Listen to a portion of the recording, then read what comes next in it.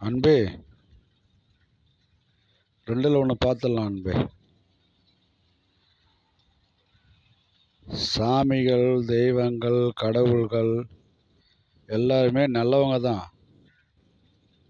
ரொம்ப ரொம்ப நல்லவங்க. அவங்க அந்த ரூல்ஸ் படி தான் நடப்பாங்க. ரூல்ஸை மீறிட்டு அவங்க சாமியாகவே இருக்க முடியாது. நம்ம வாழ்க்கையில் நடக்கிறதெல்லாம் பல பல ஜென்மத்தில் பண்ண பாவங்கள், புண்ணியங்கள் அதற்கேற்ற மாதிரி நடக்குது. ஆனால் எங்கள் அம்மாவை நான் விட்டுட்டேன்.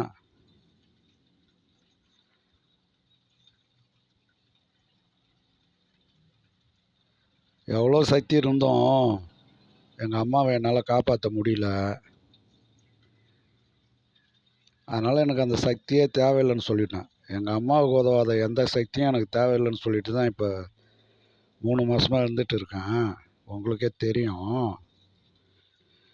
ஆனால் உங்களை நான் விட மாட்டேன். ரெண்டில் ஒன்று பார்த்துடலாம் ஃப்ரெண்ட். எந்த சாமி எதிர்க்க வந்து நிற்கிறேன்னு நானும் பார்க்குறேன், நீங்களும் பார்க்குறேன்னு சொல்லிட்டீங்க. ரெண்டில் ஒன்று பார்த்துடலாம். கண்ணகி வேலை பார்த்தாங்க, நல்ல தங்காலும் ஒருத்தவங்க வேலை பார்த்தாங்க. என் பொண்டாட்டி நீயும் பார்க்குறேன்னு சொல்லிட்ட. ரெண்டில் ஒன்று பார்த்துடலாம்.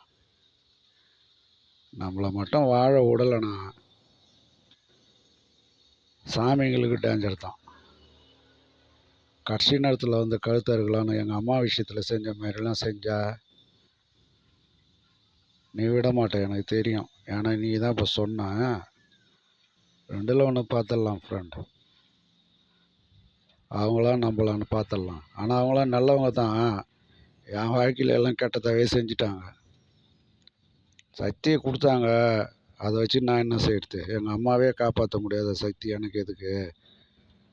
ஆனால் இப்போ நான் எந்த சக்தியும் வேணாம்னு சொல்லிட்டு தான் இருக்கிறேன்.